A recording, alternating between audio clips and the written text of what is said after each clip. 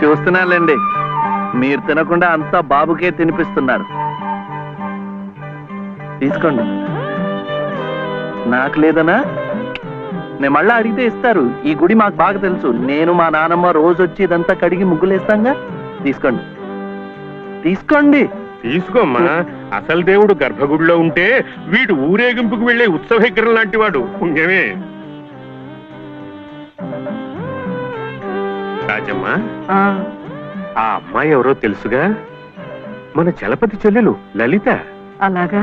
నేను గుర్తుపట్టలేదు.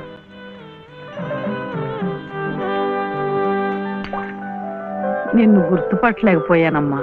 ఏమనుకోకు. ఏమిటో మనిషికి ఒక చింత పెడతాడా దేవుడు. గంగిగోవు లాంటి మీ అన్నయ్యకి ఆ మహాతల్లి మీ వదిన ఎలా దొరికిందో. వస్తానండి. పదమ్మా.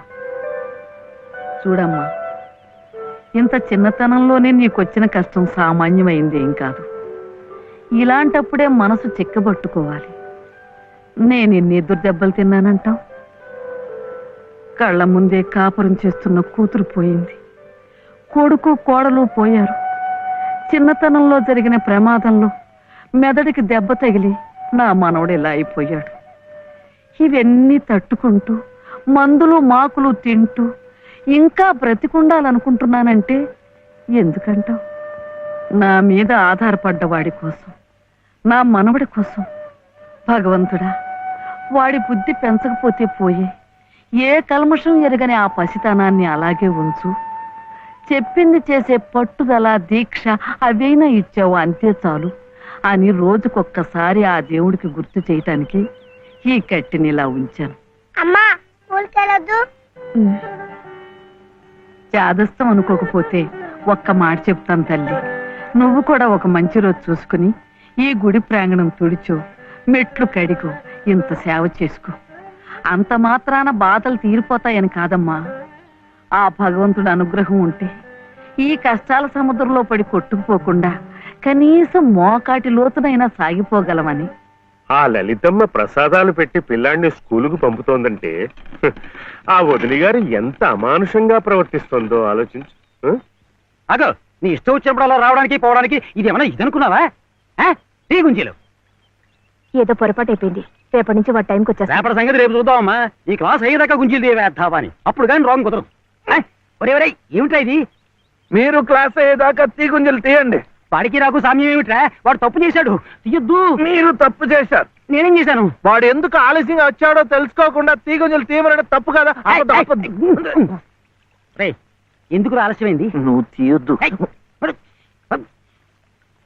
ఏమ్మా, ఎందుకు ఆలస్యమైంది?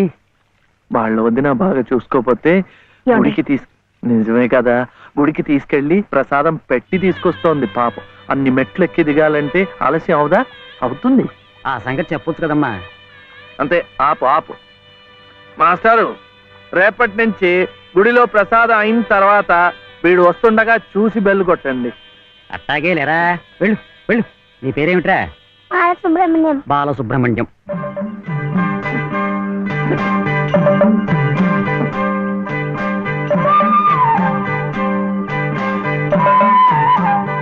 తెలిసిందిలేండి, మీ పేరు లలిత, నా పేరు చెప్పునా వీర వెంకట సత్య శివసుందర రామయ్య. మీ పేరులో 3 అక్షరాలే, లలిత. నా పేరులో 3 ఉన్నారు. వీర వెంకట సత్య అన్నవరం స్వామి, శివ నేను, సుందరరామయ్య మా తాతయ్య. మరి మీ పేరులో ఎవరున్నారు? ప్రస్తుతానికి నేను, మా బాబే.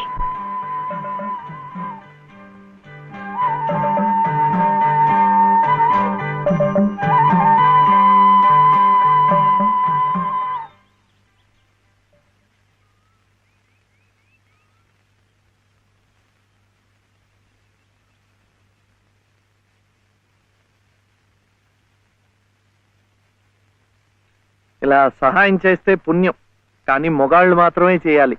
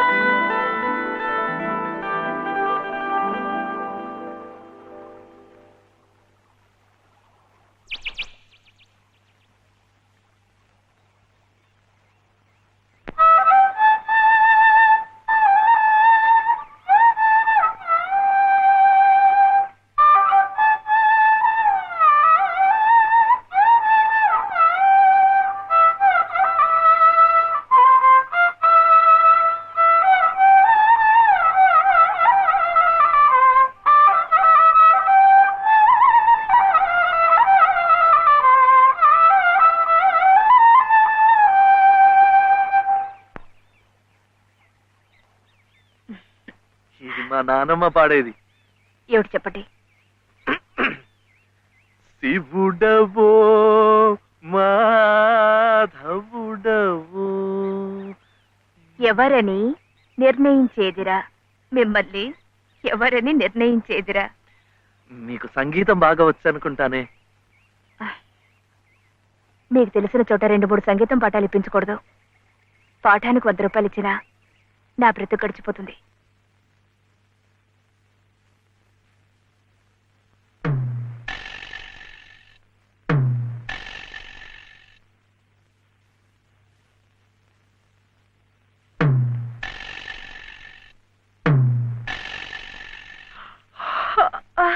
ఏమిటి ఏమిటి అప్పుడే ఆవలింతలు? పెళ్లినాడు హోమం చుట్టూ తిరుగుతుంటే పురోహితుడు చెప్పాడు కాబట్టి తిరుగుతున్నారనుకున్నాను. తెల్లవారులు మంచం చుట్టూ కూడా అలాగే తిరుగుతారని నాకేం తెలుసు? పాడుగాను బుద్ధి. తిరుగుతున్నానంటే ఏ కోణంలో చూస్తే నువ్వు అందంగా ఉంటావో చూస్తున్నా. నా అందం చూడటానికి ఈ జన్మ సరిపోతుంది. నా కడుపు పండటానికి మరో జన్మ పడుతుంది. పడితే పట్టని ఏమిటి? అన్ని జన్మలకి నేనే నీ మొగుణ్ణి. మావయ్య ఇటు దిగు దిగు. అలా చూడకూడదు రాత్రిపూట. ఏమిటయ్యా రా. మధ్యలో వాడిందికే నువ్వు కూర్చో. నువ్వు వెళ్ళరా, వెళ్ళు. ఇవ్వు.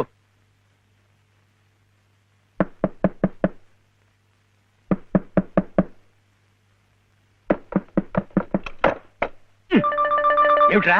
ఏమిటి నీ గొడవ? అర్జెంటుగా నాకు 100 కావాలి. 100 లేదు కింద లేదు నీ పొంద. పోయి పడుకో. ఇస్తే గాని నేను ఎళ్లను, పడుకోను. చేతులు విరక్కొడతాను. అర్ధరాత్రి లేదు అపరాత్రి లేదు.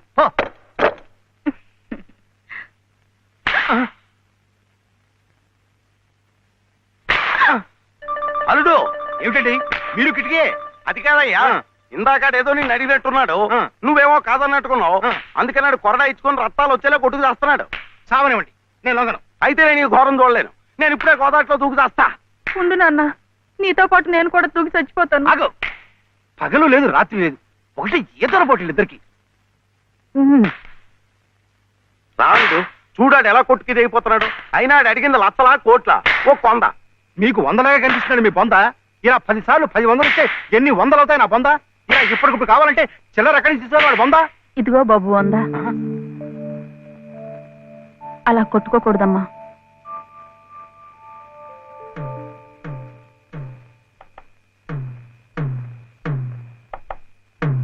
ఏయ్! ఉత్తు తరుపులే, ఆడేం చేయడు పాపం. కానివరే, ఇంత గొడవ చేసి 100 రూపాయలు ఇచ్చుకున్నావు కదా, దేనికి? సంగీతం నేర్చుకోవడానికి. అందులో సగం నేను నేర్పుతా. ఏం సగం ఇస్తే సగమే నేర్పుతానేనా? మరి మీకిస్తే ఆవిడకి సహాయం చేసినట్టు ఎలా అవుతుంది? ఆవిడెవరు? లలితమ్మ గారు. అదా సంగతి. బాగుందిరా. కానివరే, ఓ పెద్ద పేరున్న దర్జీ దగ్గరికి సీటీ గుడ్డ అట్టుకెళ్ళి మంచి కోటు కుట్టమంటే బాగోదు. అట్లాగే బాగా శాస్త్రం తెలిసిన మనిషి దగ్గరికి వెళ్ళి నీ లొల్లాయి పదాలు పాడే కంఠంతో సంగీతం నేర్పమంటే చచా, దానికి రాగం తానం స్థాయి ఎన్నుండాలా? అసలు గొంతుకి ఏ స్థాయిలో ఇప్పినా జమ్ము నిలబడిపోవాల. అప్పుడు ఆవిడ ఏమైనా నేర్పినా నువ్వేమైనా నేర్చుకున్నాను.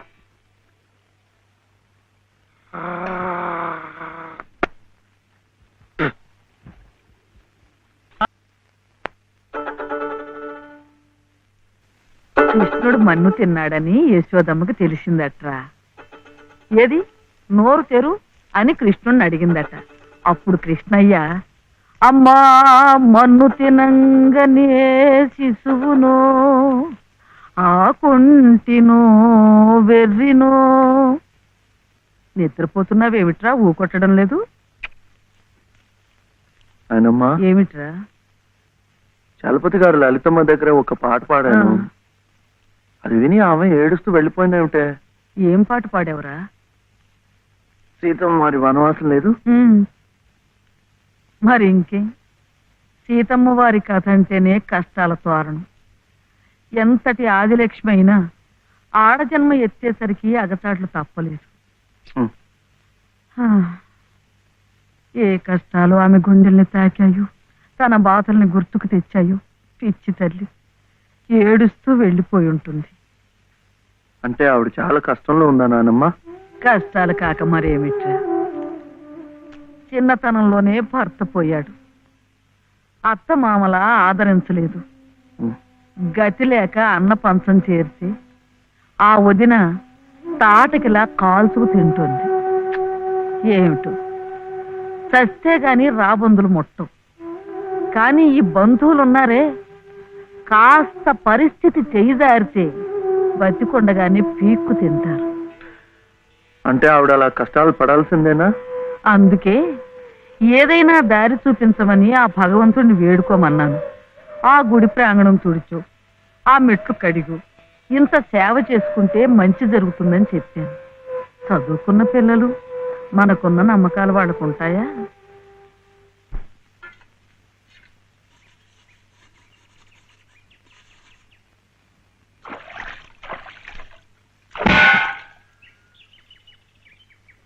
ఏమిటి ఇంత పొద్దున్నే వచ్చారు? మెట్ల పూజకి. మెట్ల పూజగా? రండి. అరే ఏమిటిది?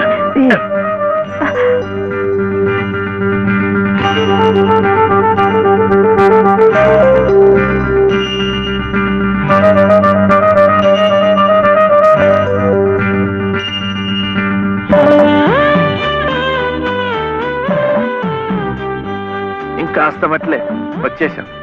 అదిగో గుడి. మీకు ఎక్కువ కష్టాలు కదండి, అందుకని అన్ని మెట్లకు పూజ చేయటం మంచిది. నేను సహాయం చేస్తానుగా, రండి. అబ్బాయి చలపతి, మొన్న నువ్వు నాకు 100 ఇచ్చావు. 100 నా బొంద. అది ప్లేడర్ గుమాస్తా పంటి కింద కూడా రాలేదు. ఇప్పుడు మరో 5% కావాలి. 500. 500 కాకపోతే 1000 ఇవ్వచ్చు. కానీ ఆయన కేసు కూడా సరిగ్గా వినలేదే. విండాయా? పెట్టలేదుగా. ఎద్దుకు మేత, ప్లేడర్కు ఫీజు పనికి ముందే పెట్టాలి. నువ్వు వెళ్ళి 5% పట్టరా, 500. అప్పుడు వింటాడు. వెళ్ళు. ఇంకా చూడు, ఈ కేసుని గానుగా తిప్పినట్టు తిప్పేస్తాను. బాబు, ఆయన అసలే గంతలు కట్టిన గానుగెద్దు, అక్కడికక్కడే తిప్పేసి ముంచేయగలడు. నాకేం వినపట్టలేదు. నీ నోటుకు వచ్చినట్టు నువ్వే వాక్కు. తవరు చదువుకున్నారు, మధ్యలో ఈ దళారిగాళ్ళు ఎందుకండి బాబు? ఇదిగో, నువ్వు నోరు వస్తావా? నువ్వు వెళ్ళవయ్యా. అమ్మా బట్టలు. వేస్తాలే. ఇదిగో ఏమేవు, కొబ్బరికాయ ఉంది కదా అని నెత్తికేసి రుద్దుకుంటే కొబ్బరి నువ్వు రాసుకున్నట్టు కాదు, చుట్టూ రాలిపోయి పుర్రెకి పుండు పడుతుంది. ఏమిటే? ఉతుకుదామని. ఇది ఉతికింది. అలాగే చదువు ఉంది కదా అని ప్లేటర్ దగ్గర వెళ్తే చాలదు. నాలాంటి అనుభవజ్ఞుడు పేచీ ఏమిటో విప్పి చెప్పి ప్లేటర్ గారి గోచి బిగించాలి. అప్పుడు ఆయన వెనక ముందు చూడకుండా కేసు వాదించి అవతల బారేస్తాడు. ఎవరినో ఉద్ధరించడానికి ప్లేడర్లు, కోర్టులు, వారికి ముడుపు చెల్లించడానికి ఇంట్లో ఉన్నదంతా దానాలు, ధర్మాలు. నాకున్నదే ఒక గొలుసు, నేనివ్వను. అదే లలిత నీ అక్కయ్యో చెల్లులో అయితే ఇలాగే మాట్లాడేదానివా? సాటి ఆడదానికి దాని బాధ ఏమిటో కష్టం ఏమిటో నాకంటే నీకే బాధ తెలుసుండాలి. అది తెలుసు కాబట్టి ఉన్న ఒక్క వస్తువు అయినా జాగ్రత్త పరచుకోవాలనుకున్నాను. పొద్దున్నే అన్నంగానే ఉన్నారంటే చంపుతాను, పొండి బయటికి. ఈ గొలుసైనా నా మెళ్ళ మీరు దిగేసిందేం కాదు, మా పుట్టింటి వాళ్ళు పెట్టింది. కనీసం ఇదైనా నా పిల్లలకు దక్కనివ్వండి. అలాగే నీ కన్న తండ్రి పెట్టినగా నీ కన్న బిడ్డలకే ఉంచుకో. నీ కట్టిన తాళ్ళు నాకు. అలాగే ఇస్తాను. ఈ మెళ్ళ ఓ తాడు ముడేయండి. పసుపు తాడు కాదు, ఉరితాడు. ఆ తర్వాత నా పిల్లలు దిక్కులేని అనాథలవుతారు. అప్పుడు మీ ఇష్టం వచ్చినట్టు మీరు చేసుకోవచ్చు. అడిగే వాళ్ళు ఉండరు. కనపడడం